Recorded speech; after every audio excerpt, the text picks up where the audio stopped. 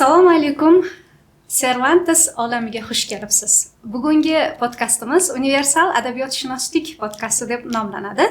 Va biz bugun siz bilan birgalikda kitob ahliga, butun kitobxon ahliga xayrli bir amal ustida turibmiz. Ya'ni kim Universal adabiyotshunoslik deb nomlangan podkastimizning birinchi sonini boshladik. Loyihamizning birinchi mehmoni va loyiha asoschisi Alisher Navoiy nomidagi Toshkent davlat o'zbek tili va adabiyoti universiteti Jahon adabiyoti va qiyosiy adabiyotshunoslik kafedrasi mudiri, filologiya fanlari doktori professor Uzoq Jo'raqulov. Assalomu alaykum ustoz. Loyihamizga xush kelibsiz. Loyihangizga xush kelibsiz. Sizdan shuni so'ramoqchi edimki, nega aynan bu podkastning nomini Universal adabiyotshunoslik deb nomladingiz? Bu haqda loyiha muallifi bo'lganingiz uchun albatta o'zingizdan so'raganimiz maqsadga muvofiqroq. 21-asr kitobxoni uchun bu loyihaning qanday ahamiyati bor va bugungi kitobxon bu loyihani ko'rganda bu asarlardan umuman o'ziga nima ola oladi? Rahmat Malikaxon. Xullas, bu Universal adabiyotshunoslik podkastini ochishimizdan maqsad bundan bir 5-6 yil oldin Jahon adabiyoti va Universal adabiyotshunoslik nomi bilan kafedra tashkil etgan edik. Keyin vazirlikni qanaqadir kompetensiyalarga to'g'ri kelmagani uchun biz kafedra nomini o'zgartirdik. Uni Jahon adabiyoti va qiyosiy adabiyotshunoslik deb nomladik, an'anaga muvofiq. Holbuki o'zbek milliy tafakkurini, nuqtai nazarini dunyoga, o'sha badiiy adabiyotga munosabat nuqtai nazaridan dunyoga ko'rsatish, dunyoga yoyish.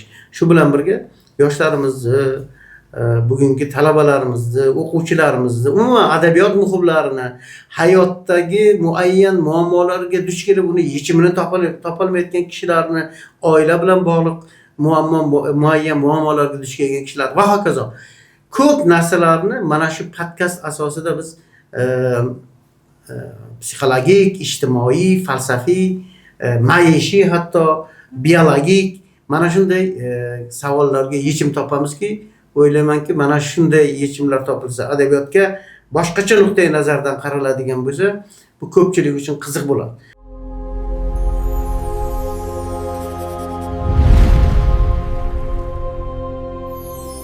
Adabiyotni tahlili yoki badiiy asarlarga qiziqishning so'nishi ham unga bir tomonlama an'anaga ko'ra yondashish adabiyotga bo'lgan qiziqishlarni biroz so'ndirgandek. Xudo xolasa mana shunday yondashishlar davom etsa, o'quvchini ko'ngliga ham yo'l topamiz. Ham bu narsa hayotda tajriba, yashash tarzi va insonni umuman o'z-o'zini anglashi yo'lida yaxshigina bir foydali ish bo'ladi deb o'ylayman. Xo'p, demak, bugungi Universal adabiyotshunoslik podkastining birinchi soniga sizdan so'raganimda, qaysi kitobni qo'ysak bo'ladi deganimda, siz Don Kixot asarini deb aytdingiz menga. Bu mening o'zimga ham qiziq. Nega aynan Don Kixot asari? Nega aynan Miguel de Cervantes? Nega aynan mana shu kitobni tanladik? Xo'p, buni bir nechta sabablar bor. Birinchi sababi shuki, bu asar garchi dunyoda ko'pchilik o'qiydi-yu tushunmaydi bu asarni. Juda murakkab asar va shunga qaramasdan dunyo adabiyoti namunalari statistikasi qilinganda o'quvchilar tomonidan eng yaxshi ko'rilayotgan 100 talik kitobning ichida birinchi o'rin olgan kitob shu bo'lgan ekan. Bu birinchisi. Ikkinchisi, meni o'zim eng yaxshi ko'rgan asarim shu.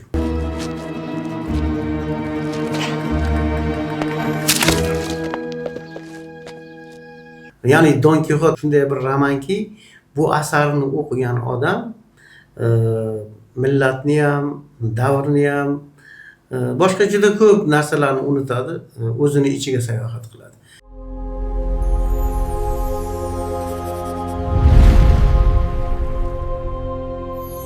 Bugun o'zini botinidan uzoqlashib borayotgan odamzod, bashariyat bu kitobdan uzoqlashyapti.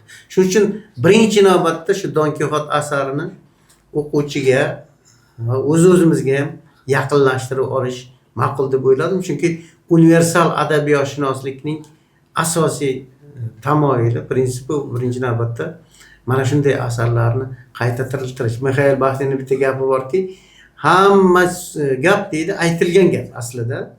birorta aytilmagan gap yo'q. Birorta yangi so'z yo'q. Hammasi eski, lekin qachondir o'sha birorta unutilgan so'zning qayta tirilishi bayram kuni bo'ladi. Har bir o'lgan so'z qayta tiriladi va katta dialogda o'zini maqomini egallaydi deydi. Bu gapni kitoblarga nisbatan ham aytish mumkin. Deylik masalan, Rabliyning asarlari deylik yoki Yusuf Hojibning asarlari deylik, Dantening asarlari ma'lum ma'noda unutilgan bo'lsa, uni tirilish bayramlarini tashkil etish va uni nishonlash ko'proq bizga o'xshagan adabiyotchilarga, adabiyot sevarlarga zimmasiga tushadi. Shuning uchun men shu asarni tanladim.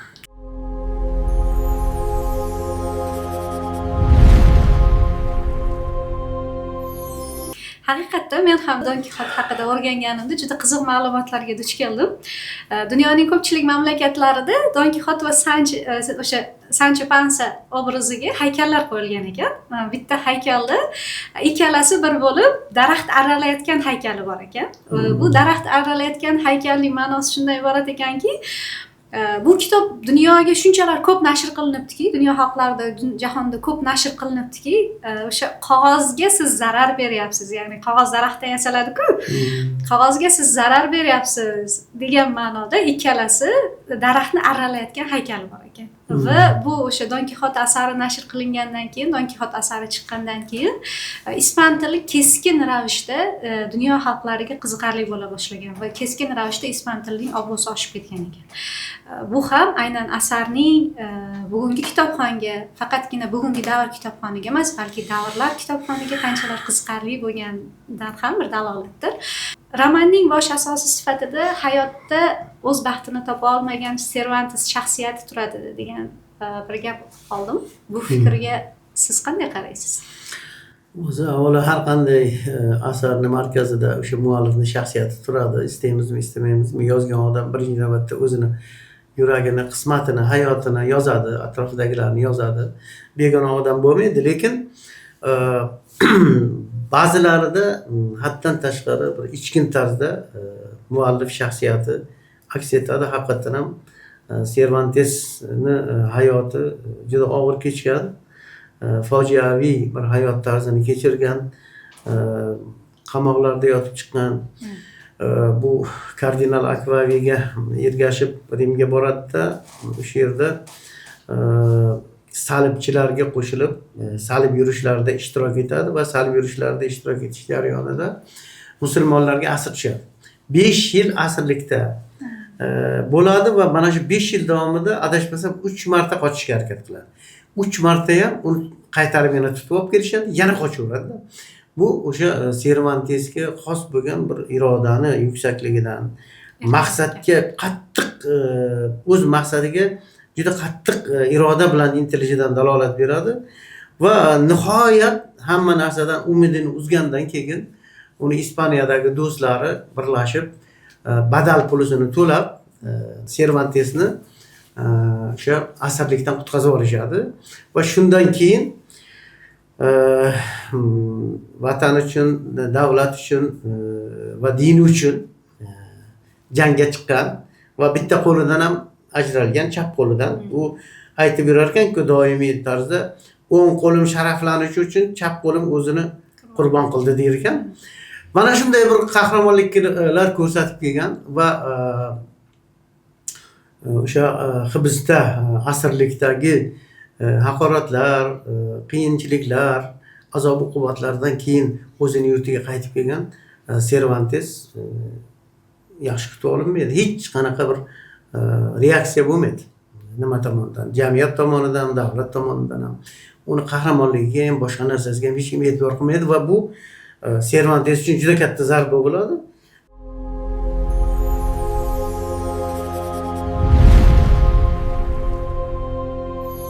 Ikkinchi zarba u hayotini boshlaganda, ya'ni tinchlik davriga kelib, o'zini yurtiga kelib hayotini boshlaganda uni bitta narsa kutib oladi: qashshoqlik va muvaffaqiyatsizlik. Mana shunday qashshoqlik, muvaffaqiyatsizliklar Cervantesni ikkinchi bor katta sinov edi-da. Bu birinchi sinov-ku ochiq ko'ringan dushmanni sinov edi, ikkinchi sinov haddan tashqari bu kutilmagan sinov edi. Holbuki Cervantes asrlikdan chiqib kelgandan keyin bir qandaydir vatan uchun shunchalik qiyinchilik ko'rgan odam qandaydir bir Qarsaklar bilan orqasidan kurashadi. bir yaxshilikni, o'ziga bir yengillikni, bir farovonlikni kutib keladi va mana shu juda ham qattiq ta'sir qildi. Undan keyin ham qizig'i shundaki, bu ikkinchisi bo'lsa, uchinchisi undan keyin ham tirikchilik yo'lida ko'p ishlarga, umuman yozuvchilikka, ijodga, gumanizmga aloqasi bo'lmagan ishlar bilan shug'ullandi. Soliqchilik qildi, boshqa qildi va mana shu nima bilan qamaldi ham. Mana bu 3-zarba bo'ldi.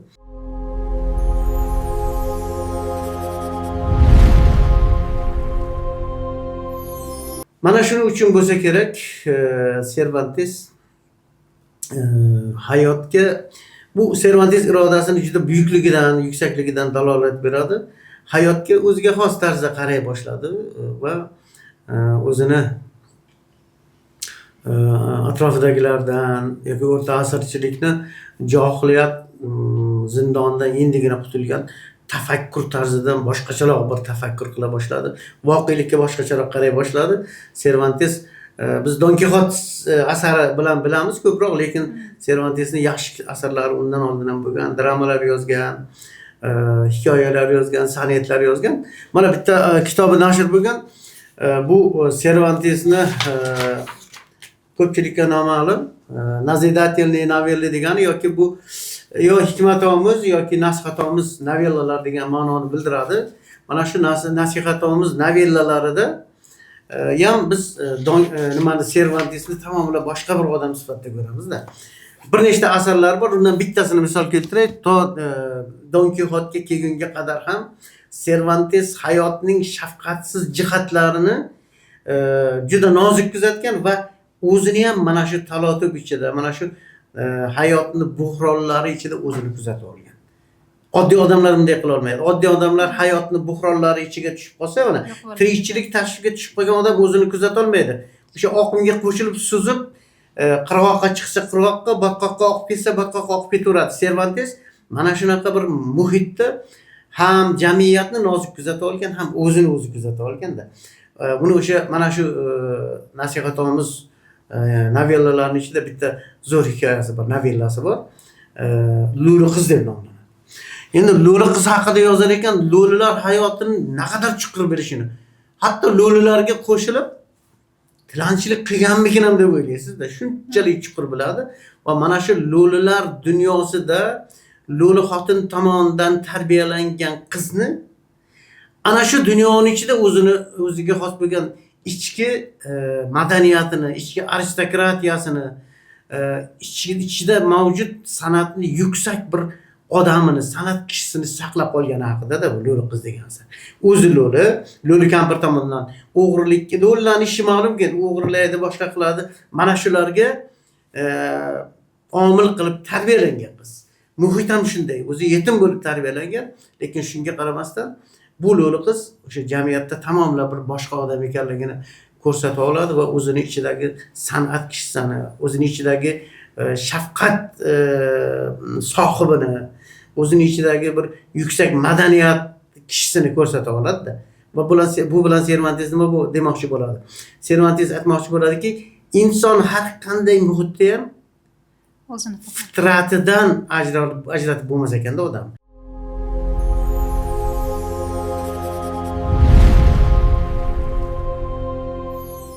Shu nuqtada asar matnidagi bir gap esimga tushib ketdi. O'sha talaba yigit bor-ku, bakalavr yigit nimaga Don Kixotga aytadi. Sancha Pansa so'raganda, men haqimda ham odamlar yozishyaptimikan deb so'rasa, bilasizmi deydi, Don Kixotdan ko'ra sizning obro'yingiz ko'tarilib boryapti. Negadir odamlar siz haqingizda ko'proq gapiryapti deydi. Balki bu o'sha ramzdirki, inson birinchi ruhiy istaklardan ko'ra ko'proq nafsoniy istaklarni, dunyo bilan bog'liq bo'lgan o'zining istaklarini bajarishga, o'sha ularni amalga oshirishga harakat qilib, ular orasida birinchi ko'zga tashlanadigan narsasi ham shu-ku, oldin iqtisod, keyin siyosat degan narsalar. Juda nuqtaga urdi. Haqiqatan ham Sancho Pansa hayotiyroq va tushunarliroq-da. Uning yo'li ham, uni gapirayotgan gapi ham bashar umrini asosiy, yer dunyosida, yer hayotida o'tkazadigan umrining asosiy qismini sarflaydigan jihat Shuda masalan Nietzsche hayot mana xohlagan bir odam tasavvur qilib ko'rsin. Umri davomida mana bir kunligini oladigan bo'lsa, shu kunning ichida umrining bir kunlik umrining 24 soatning necha daqiqasini ibodat bilan o'tkazadi, necha daqiqasini kitob o'qish bilan o'tkazadi, necha daqiqasini ma'naviyatini yuksaltirish bilan o'tkazadi-yu, necha daqiqasini qornini to'yg'azish bilan o'tkazadi. Mana shu jihatdan qaraganda mana o'sha o'ziga ibodatiga vaqt topolmayotgan, kitob o'qishga vaqt topolmayotgan, ma'naviy ehtiyojlarini qondirishga vaqt topolmayotgan, lekin qorin to'yg'izishga vaqt topayotgan va shundan o'zi iztirob chekayotgan odamda bu. Va bu yerda iztirob chekayotgan fojiaviy talqinning markazida turgan odam Don Kixot ham emas, Sancho ham emas. Aslida Cervantesning o'zi turibdi. Va mana shu ikkala o'zini ikkiga bo'lib ko'rsatyapti butun dunyoga. Sancho doimiy tarzda eng qulay, yashash uchun qulay, rivojlanish uchun qulay, obro' topish uchun qulay va hokazo. Hamma narsa uchun qulay jihatlarni qidiradi. Va uni osongina topadi ham. Don Kixotdan ko'ra, kechirasiz, Sanchodan ko'ra Don Kixot ko'proq kaltaydi, ko'proq haqoratlanadi, ko'proq uni ustidan kulishadi.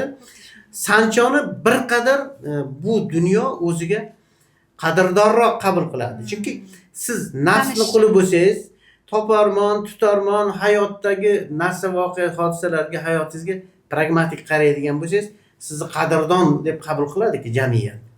Siz o'zingizni ichki dunyoyingiz bilan yoki ilohiy yarmingiz bilan, ya'ni ruhiyatingiz bilan yashaydigan bo'lsangiz, siz erkak o'rdakcha bo'lib qolaverasiz. Xuddi shu ma'noda Don Kixot bilan Sanchoni ikkalasini ajratib, ikkalasini bitta yo'lga qo'yishi va bir xil manzillardan yuritishini sababi. Bu endi Don Kixot asarining eng chuqur, eng yuksak tom ma'noda o'sha metafizik talqini.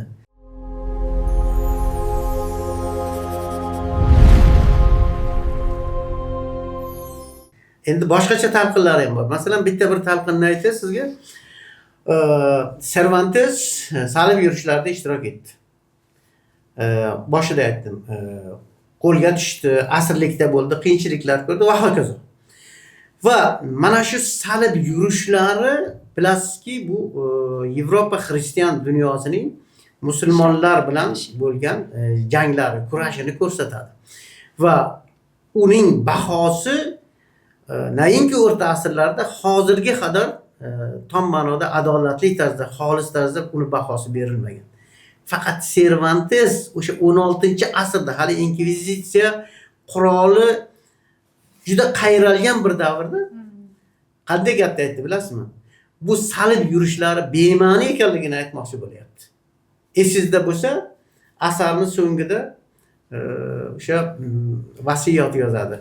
Don Kixot o'lishidan oldin vasiyat yozadi va vasiyatida shunday deydi: bu narsani dan men tavba qildim. Endi hech qachon men endi o'zimga qaytdim. Men Alonso Kexanaga qaytdim. Men o'zimga qaytdim. Idolga Alonso Kexana bo'ldim, qaytdim. Men Don Kixot emasman endi. Endi men aljiramayman. Endi men to'g'ri gapni gapiryapman va to'g'ri gapim shuki deydi. Agar jiyanim deydi, turmushga chiqadigan bo'lsa deydi, Ritser romanlarini o'qiydigan odam bo'lsa unga turmushga chiqmasin deydi. Chunki u yolg'on deydi. Nimaga shunday deydi bilasizmi? Ritser romani ramzi orqali Cervantes ijtimoiy tahlilga o'tadigan bo'lsak, Cervantes aytmoqchi bo'ladiki, bu salib yurishlari hech qanday tagida mantiq yo'q. Bu hech qanday yaxshilikka olib kelmaydi. Bu hech qanday bir kishini yuksaltirmaydi ham, jamiyatni ham yuksaltirmaydi degan gapni shu tarzda aytmoqchi bo'ldi. Agar shu gapni ochiqcha aytganda bilasizmi, Don Kixot nima qilishardi? Yoqishardi yo guillotinaga qo'yib boshini tanidan jido qilishardi. Shuning uchun Don Kixot mana shu tarzda salib yurishlarini naqadar bir ahmoqona ish bo'lganligini, holbuki eskilik, yangilikka qarshi urushga chiqmasligi kerak. U doim mag'lub bo'ldim men deydi, esingizda bo'lsa. Men yengildim, men tamom, endi qaytmayman nimaga deydi. Sabab nima? Sabab shuki, eskilik, ya'ni eski mavjud tushunchalar, dunyoqarashlar, e'tiqodlar yangilikka qarshi urushadigan bo'lsa, albatta yengiladi.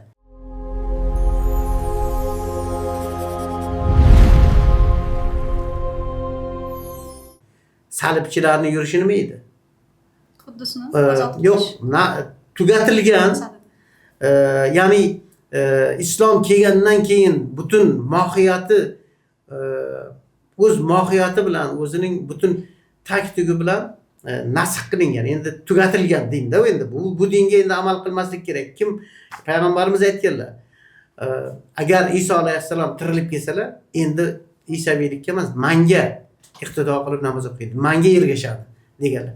Xuddi shu ma'noda eskirgan, tugagan, nasx qilingan va uni o'rniga yangi bir bashariyat uchun yangi yo'l keltirilgan joyda salib yurishi qilib bu yangilikka qarshi kurashgan tomon istaydimi, istamaydimi, u albatta mag'lubiyatga uchrashi tayin edi. Ijtimoiy nuqtai nazardan qaraydigan bo'lsak, ijtimoiy madaniy nuqtai nazardan qaraydigan bo'lsak, psixologik nuqtai nazardan qaraydigan bo'lsak, Cervantes mana shu narsani ham aytmoqchi bo'lyapti. Ya'ni aytayaptiki, mana shu biz qilgan salib yurishlari albatta muqarrar mag'lubiyatga olib keladi, deyapti va o'lim oldidan Don Kixotga xuddi shuni nasihat qildi.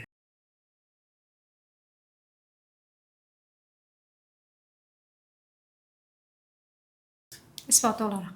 Sizning hozirgi gaplaringizdan bir fikr keldi. Demakki, Don Kixot asr va asrlar osha bugungi dunyo uchun, bugungi dunyo kitobxoni uchun ko'proq kerak bo'lgan kitob ekan. Negaki, bugungi dunyo insoni, 21-asr insoni ko'proq o'zining o'sha moddiyat bilan o'ralashib qolayotgan inson aynan bugungi davrda. Chunki u yashashga majbur bo'lyapti, hayotini majbur qilyapti. U ertalabdan kechgacha ishlashga majbur bo'lyapti. U farzandlarini yaxshi joylarda o'qitishlik uchun yaxshi pul topishga majbur bo'lyapti. U o'zi uchun emas, balki atrofidagilari uchun yashashga, ko'proq shu ma'noda moddiyat bilan dunyo bilan o'ralashib qolishga majbur bo'lyapti. Ertalabdan kechgacha pul topish uchun, oylik olish uchun endi ko'proq o'rta tabaqa davlat ishlarida ishlaydigan insonlar bundoq qaraydigan bo'lsak. Demakki, ular o'sha aynan Sanchoni Don Kixotni oldidan yurishdan maqsadi ham o'sha guberniyaga rahbarlik qilish edi. Menga guberniyani berasiz, men o'sha yerga rahbar bo'laman, qizimni grafiniya qilasiz degan doimiy maqsad bilan uni oldida turibdi. Keyin oxiriga borgandan keyin fikrlari o'zgarib boradi. Asarda bugungi dunyo insoni ham ko'proq mana shu narsa bilan, dunyo bilan o'ralashib qolyapti. Ya'ni ichidagi o'sha haqiqiy ma'nodagi ruhiyatini, o'sha Don Kixotini esdan chiqarib qo'yyapti va uni yashirib yashashga majbur bo'lyapti bunday olganimiz. Ya'ni biz o'zimiz xohlagan dunyoda emas, bizga berilgan dunyoda yashashga majbur bo'lyapti. Gap shundaki, ikki Don Kixot deyapmiz-ku, ikki Don Kixot va bugungi odam ularni qay biri deyilganda biz istaymizmi, istamaymizmi? Ikkinchisi deymizda. Don Kixotlar kun tartibidan chetga surib tashlalyapti. Don Kixotlar maydonlardan tashqariga chiqarib tashlalyapti. Don Kixotlar umuman iloji boricha tilga olinmaslikka harakat qilyapti. Don Kixotni o'zining ikkinchi bo'lagini tilga olishga qo'rqadigan, hatto o'zining ikkinchi bo'lagini tilga olishni unutgan bashar avlodi paydo bo'lyaptiki, bugun biz Don Kixotning qaysi birimiz deganda biz Sancho tarafidagi hatto Don Kixot yozilgan o'sha asar voqealari kechgan o'rta asrlarda qanchalik inkvizitsiya kuchli bo'lmasin, qanchalik haligi yangilikka, progressga teskari bir siyosat bo'lgan bo'lmasin, ijtimoiy siyosat bo'lgan bo'lmasin, hatto o'sha davrda ham Don Kixotni eslashdan jamiyat qo'rqmagan. Bugun jamiyat o'z-o'zidan shunday bir holatga tushib qoldiki, bugun u o'zini ikkinchi bo'lagini ba'zan eslashdan qo'rqadi.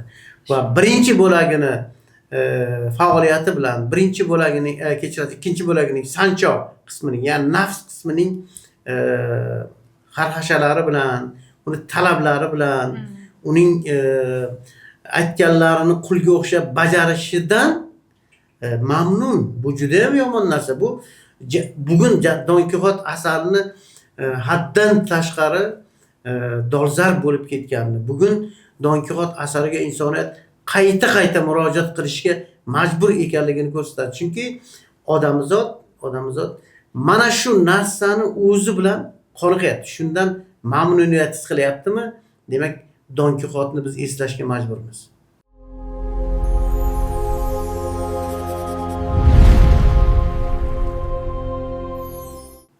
Mana nima Don Kixot o'sha qishloqqa qaytib kelganda Sancho bilan qaytib kelsa, ikkita bola gaplashib o'tirgan bo'ladi-da.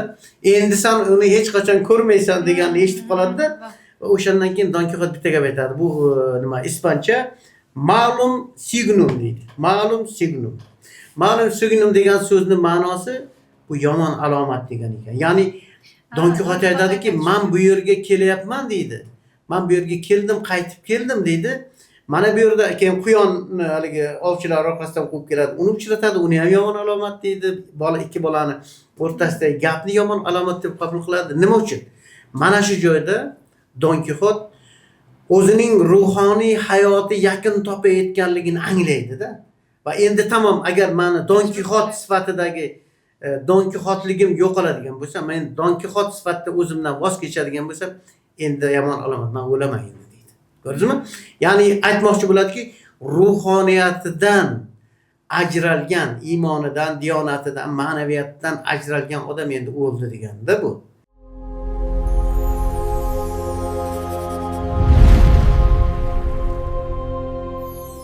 Bugun o'sha narsa yo'q-da. Bugun o'sha ruhoniyatsiz ham yashash mumkin va shunga ko'nikish mumkin va shunga ko'nikkan bir avlodlar paydo bo'ldiki, shuning uchun ham biz Don Kixotga ayni shu nuqtai nazardan qarashimiz kerak. O'sha yomon alomat ekanligini biz endi ko'ra olmayapmiz-da. O'sha ma'lum signum degan bu termin, bu tushuncha mana shu Cervantes olib kirgan, adabiyotga olib kirgan o'ta nozik tushuncha. Mana shu tushunchani biz unutdik. Yomon alomat ekanligini unutdik va bu narsa bizning katta fojiamiz. Hatto fojiaga ham loyiq emasmiz-da. Mayda odam, nafsiga qul bo'lgan odam, nafsining istaklari bilan yashayotgan odam uchun fojia ham yo'q. Faqat komediya bor xolos.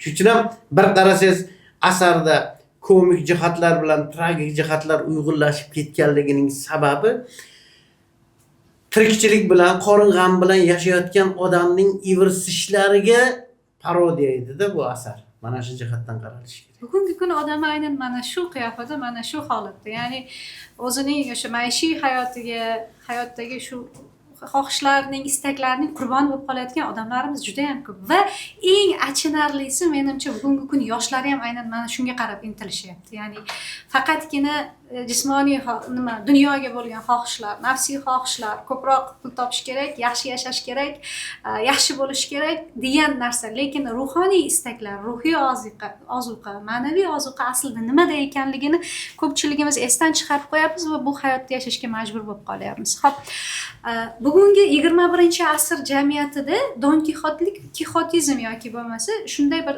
ta'limot, shunday bir nima deymiz? Shunday bir ta'limot rivojlanib ketyaptiki, bu o'zi aslida siz birozgina boya bu savolimga javob olganday bo'ldim, lekin yana ham aniq javob olish maqsadida bu savolni bermoqchiman. Bugungi kun jamiyatida o'zi Don Kixotlar bormi? Ya'ni o'sha ezgulik yo'lida shamol tegirmonlariga yengib bo'lmas tizimlarga qarshi kurashayotgan kun qahramonlari o'zi bormi bugungi kunda? Agar ular harakat qilayotgan bo'lsa, agar ular kurashayotgan bo'lsa, ular ham Don Kixotga o'xshab yashashga majburmi?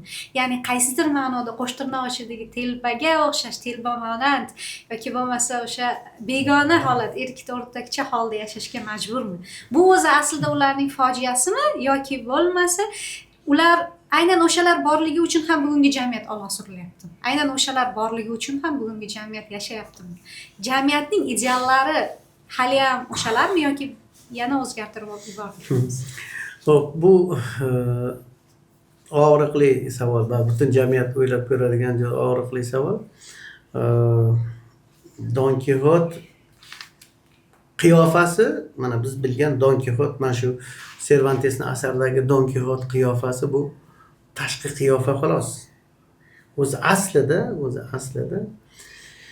Don Kixotlar tugagan joyda, jamiyatlarda Don Kixotlar yashamagan joyda hayot ham tugaydi. Shuni aytmoqchi. Xuddi shu ma'noda Don Kixotlar mavjud, faqat ularni biz bugun Don Kixotni ko'rinishida tasavvur qilmasligimiz kerak. U ehtimol galstuk taqqan, kostyum-shimda yuradigan yoki smoking kiyib yuradigan, o'ta tashqidan qaraganda o'ta madaniyatli odamdir.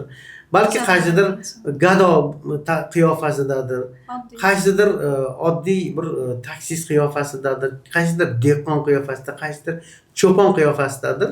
Lekin Don Kixot yashamasa dunyo tugaydi. Ya'ni shu momamdan so'rardimda kichkina paytim. Qiyomat qachon bo'ladi moma? Shu qiyomat deb ko'p eshitamiz. Qachon bo'ladi desam, endi bu ham o'sha hadisdan kelib chiqib aytgan ekanlar.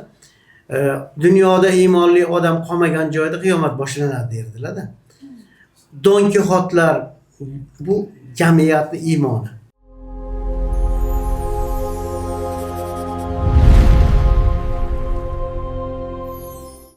Agar mana shu Don Kixotlar yo'qolsa, ya'ni qalbida, yuragida ham, botinida ham Don Kixot bo'lishdan odamlar voz kechsa, hammasi butun bashariyat ana shu yerda qiyomat boshlangani shu bo'ladi. Umuman nafsni o'zi hukmronlik qiladigan jamiyatda qiyomat boshlanadi. Mana urushlar bo'lish ehtimoli bor, yo boshqa juda katta nimalar ehtimoli bor, xavfli narsalarning ehtimollari bor. Zilzilalar, hatto katta tabiiy ofatlar bo'lish ehtimollari bor. Nega bo'lmay turibdi shu? Mana shu narsa hali ham qalbida iymoni bor odamlar yashayotganidan dalolat. Asardagi Don Kixot bu o'sha iymon, ezgulik, yaxshilik, umuman inson tana va ruhdan iborat bo'ladigan bo'lsa, o'sha ruhoniyatni, an'analarni, ruhoniyatni ko'rsatmalari bilan ruhoniyatni yo'lidan yurganlar bor. O'shalar bo'lmaydi. O'shalarning hammasi Don Kixot. Lekin afsuski bugun Don Kixotning ikki Don Kixot bo'ladigan bo'lsa, Don Kixot ko'pmi, Don Kixotlar ko'pmi, Sancho Pansalar ko'pmi yoki Don Kixotning ruhoniyati, iymoni amal qilgan, dasturul amal qilib yashayotganlar ko'pmi yoki Sanchoning yo'lidan yurganlar ko'pmi deyilsa, o'z-o'zidan 90-95% hozir Sancho yo'lidan ketyaptiki, bu odamzodga Cervantesni juda katta ogohlantirishi.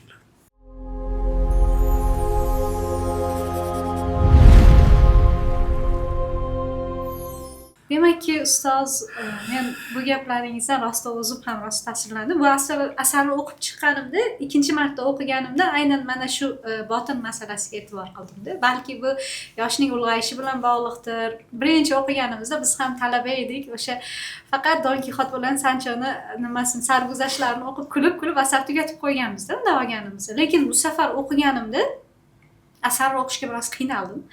Chunki o'sha jamiyatdagi og'irliqli nuqtalarni ko'rasiz-da, ko'ramiz baribir o'sha bugungi kun insoniga baribir odam birozgina achinadi.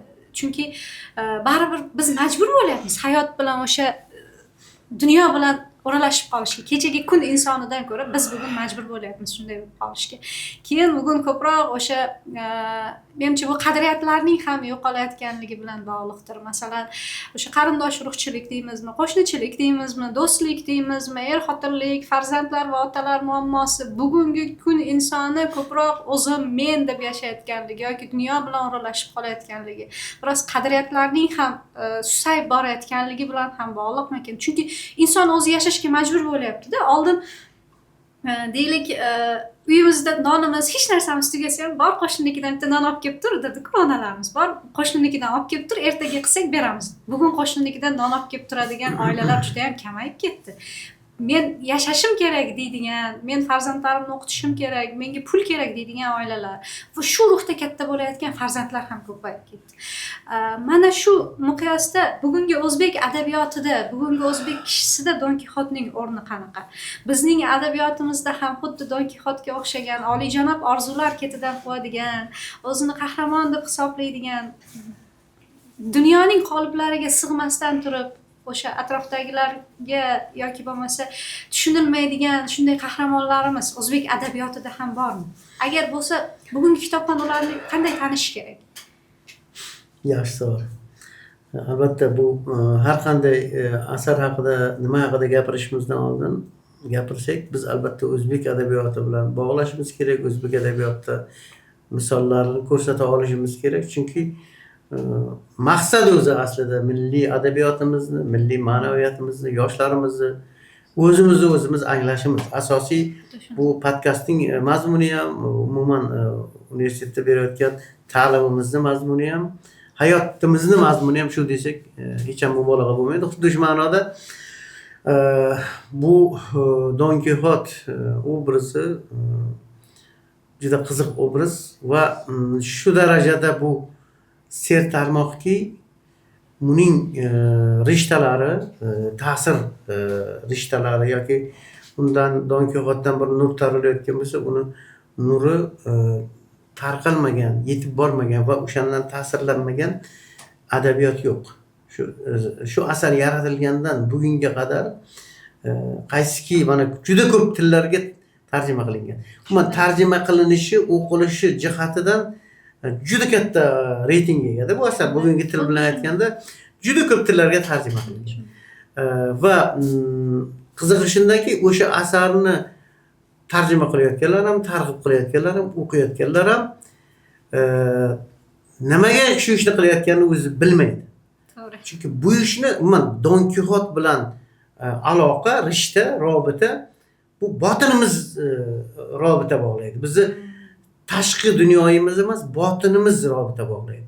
Mana shu jihatdan hammasi mana shu kitobni masalan o'qisangiz zerikkandek bo'lasiz, lekin tashlab qo'ymasangiz yana tortaveradi, yana o'qishingiz kelaveradi. Bir g'alati narsa bo'ladi-da. Bu xuddi insonni o'sha nafs bilan iymonini deymizmi, nafsi bilan ruhiyatining abadiy kurashini aks ettirgan bir asarga o'xshaydi. Keyin bitta yana narsa borki, Don Kixot o'sha safarlardan qaytib keladi. Endi turli safarlar, biz uni endi syujetini, tafsilotlarini aytmasak ham o'quvchilar ko'pisi bilishadi. Kitobini o'qigan, kino bo'lgan, boshqa bo'lgan. Juda ko'p tafsilotlari bor. Uni ustidan kulmoqchi bo'lgan jamiyatlar, uni o'zgartirmoqchi bo'lgan jamiyatlar, uni orqaga qaytarmoqchi bo'lganlar va hokazo. Va shunda hammasini o'tib yo'lini nihoyasiga kelgandan keyin, Don Kixot uyiga kelgandan keyin aytadiki, endi bo'ldi, men jahongashtalikni yig'ishtiraman dedi. Endi men cho'pon bo'laman, qo'y boqaman dedi. Qarang, shu qiziq narsa-da. Cho'ponchilik qilaman, qo'y boqaman. Nima, Cervantes bu gapni shunchaki oddiygina qilib aytdimi yoki shu bilan haligi o'zini qahramonini biroz jamiyatga, oddiy odamlarga yaqinlashtirmoqchi bo'ldimi? Yo'q. Bu yerda juda katta falsafa bor. Falsafa shuki, cho'ponchilik bu tabiat degani, bu idilliya degani. Mana bir nazariyam bor.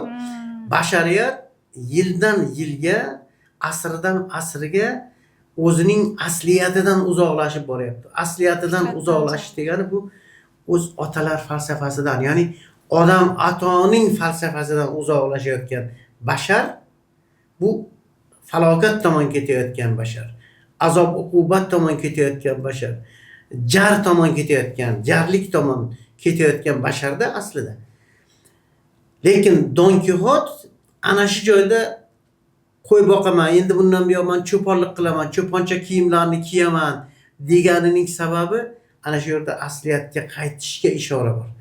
Qo'y bu yerda ramz, cho'ponchilik ham bu yerda ramz, kiyim ham bu yerda ramz, ya'ni o'zini asliyatiga, o'zini otalarini falsafasiga, o'sha odam atodan kelayotgan tabiiy falsafaga biz asrlardan asrlarga, yillardan yillarga, daqiqalardan daqiqalarga qarab suniylashib borayotgan fenomenimiz. Odam o'laroq. Men faqat biz haqimizda, millat haqida yo bir narsa haqida emas, odam, umuman odam degan fenomen suniylashib boryapmiz.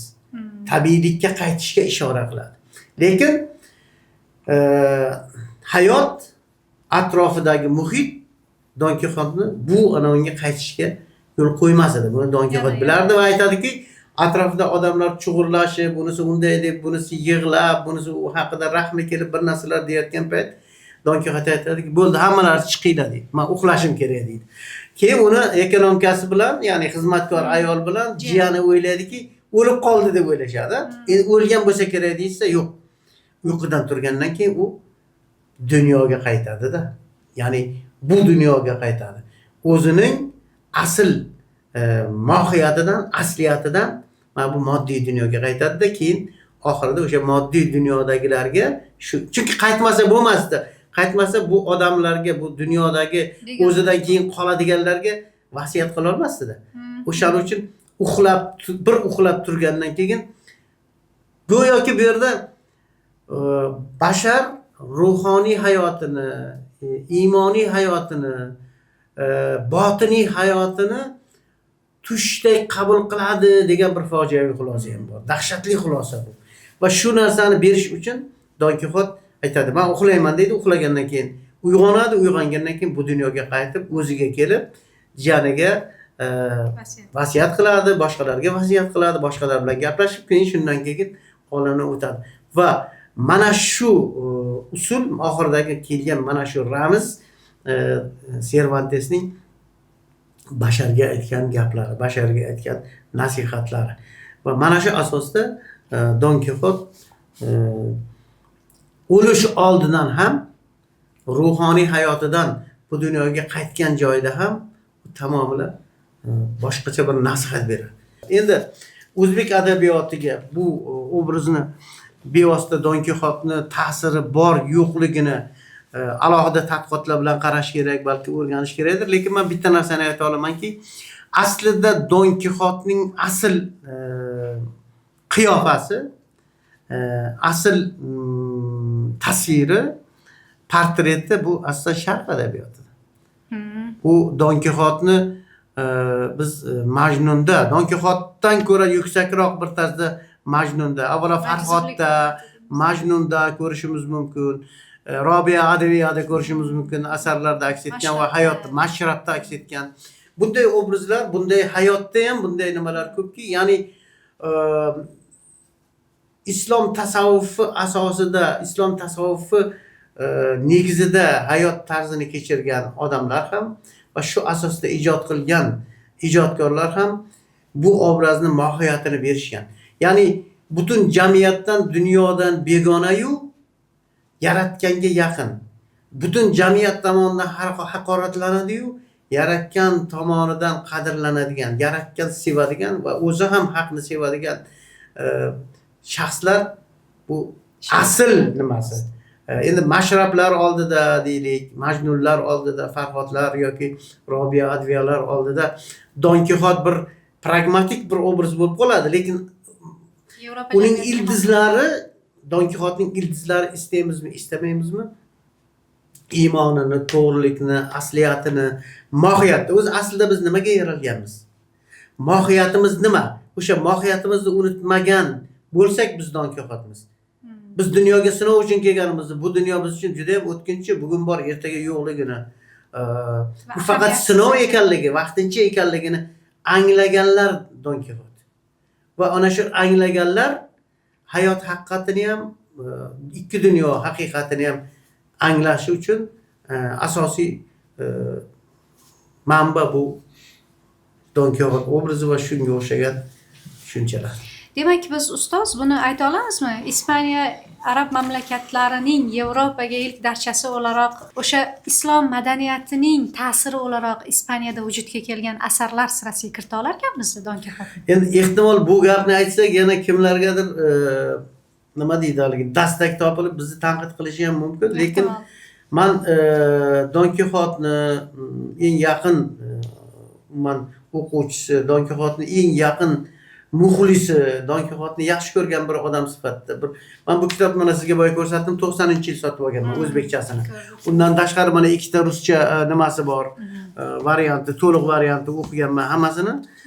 Shu sifatda men Don Kixotni da Cervantes buni ochiq oydin hech joyda bayon qilmagan bo'lsa ham, sharq dunyosiga nisbatan, ma'virlarga nisbatan, Ispaniyaga nima qilgan o'sha arablarga nisbatan bir tashqi qaraganda bir salbiy munosabatni sezganday bo'lasiz, lekin mohiyatini oladigan bo'lsak, asarini, o'sha bu asarda o'sha salib yurishlariga, ritsarlikka, umuman Yevropa dunyosining eskirgan ma'naviyatiga, eskirgan botiniy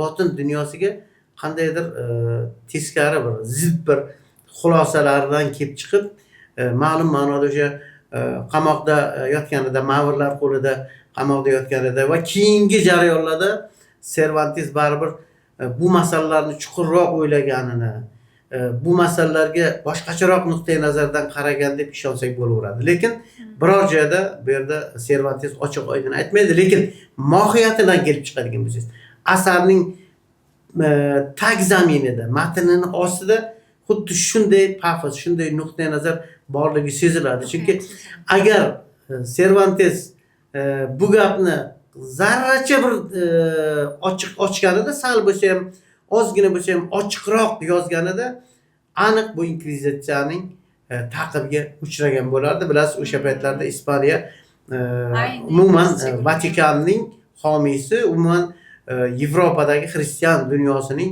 asosiy egalaridan bo'lgan paytda yozilgan bu asar. Shu jihatdan biz to'g'ridan to'g'ri tortmasak ham, umuman men aytmoqchimanki, buyuk mutafakkirlar yozgan narsalar va ularning buyuk mutafakkir bo'lib yetishishining o'zi, bashar tomonidan yaxshi ko'rilishining o'zi, o'qilishining o'zi ham bu asl haqiqatga nihoyatda yaqin borganidan dalolat beradi. Shu nuqtai nazardan biz Cervantesni asl haqiqatga, azaliy haqiqatga, ilohiy haqiqatga yaqin borgan ijodkor deb hisoblasak, mana shu to'g'riroq xulosa bo'ladi.